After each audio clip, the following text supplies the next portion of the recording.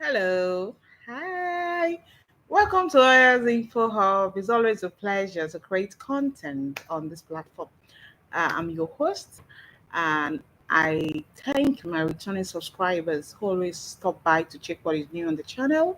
And for you who is watching me for the first time, this is Lawyers Info Hub. It's a platform where we are demystifying, simplifying legal concepts for ease of understanding to aid legal practice for young lawyers, for old lawyers, for law students. We teach law in the simplest way we can ever work, demystify it so that um, a lawyer, a law student can always, understand basic legal concepts in their, in the education, for help in their practice, and even for personal development.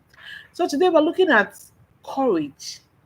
You need courage as a lawyer. Courage. You see, courage is a defined quality of a great lawyer.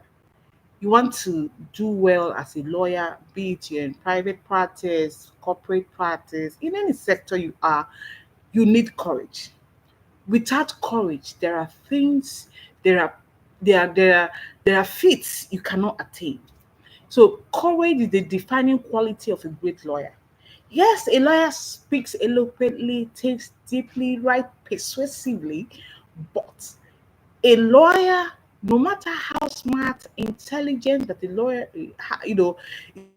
has all those features, if you don't have courage, it waters down your intellectual prowess. It waters down your smartness.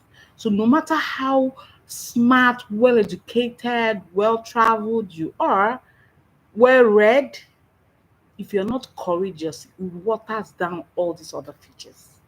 You know, um,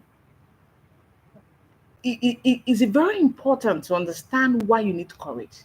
If you understand it, then you can begin to run with these few points I will share today. When we talk about courage, what do you mean? Courage is the state or quality of mind or spirit that enables one to face danger or fear with self-possession, confidence, and resolution. Literally or simply put, courage is being able to stand even when there is danger, being able to stand even when you're facing something you have not faced before, being able to be resolute, be able to face it with all strength, be able to, take certain steps that seems impossible, or take hard steps that people feel you can't do it. And you go about doing it because we have this inner strength to do so. You have to be resolute. If you need to be courageous, you have to be resolute to yourself, understand yourself, and tell yourself, I can do it.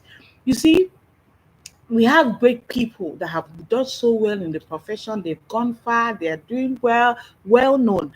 If they tell you their story, you will see that it ends up in courage. Many of them will tell you the first time they made their first 1 million. They'll tell you the first time they had a very big brief, how they went about it. You will see that courage plays a very vital role in their career progression. If you don't have courage, there are certain steps you cannot take. If you don't have courage, there are certain briefs that will come to you, you will not be able to take it. If you don't have courage, there are certain clients you will have and they will just slip through your hands and you will not be able to build appropriately. If you don't have courage, there are certain places you may not be able to work, even if the opportunity presents itself.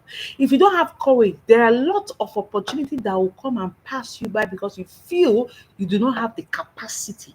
You feel you don't have the tenacity, you don't have the strength, to undertake those projects or those briefs or those work as it comes. Wherever you find yourself as a lawyer, without courage, there's a difficulty for you to move to the next level. I have heard a story of a very senior lawyer who said he was working with his father. His father traveled, and an opportunity came. A client came in who had his goods seized by customs and all of that. By the time he knew what to do, he just wrote a letter and all of that. The goods were ready, and he charged the client so well that he's not sure that his father had ever charged anybody that amount. And surprisingly, the client paid. And by the time his father returned after his 2 weeks vacation, he transformed the office. The father could not even identify his office again. The father was like, "What happened? Did you steal?" he was able to tell the father, this is what I did, this is what I did, this is what I did, and that's how the money came. He changed the office, he painted the office, renovated the office. When the father came back, he was almost shedding tears. He took a courageous one step. And the father was asking him, so you didn't even call me? He said, no, no, no. You needed to surprise him. You needed to be courageous to do that. We have heard stories of lawyers who got briefs. They didn't know how to go about it, but the courage to even take the brief is something. They had to rally around with seniors and all of that. Before you know it, there was a solution. We have seen young lawyers who started off not just it's lawyers who started off as a young lawyer. They will tell you, this is how I got, I set up my office, this is how I started. It was not easy. I only had 3 clients. People have lots of stories, but you see that courage played a major a feat, or courage played a major role in their achieving the success they achieved. I've had cause to face very senior lawyers, fairness says in court. I'm a lady, I'm a woman, I'm young and all of that. But I was courageous to face them squarely. And at the end of the day, they will always shake my hand, saying, you're doing well.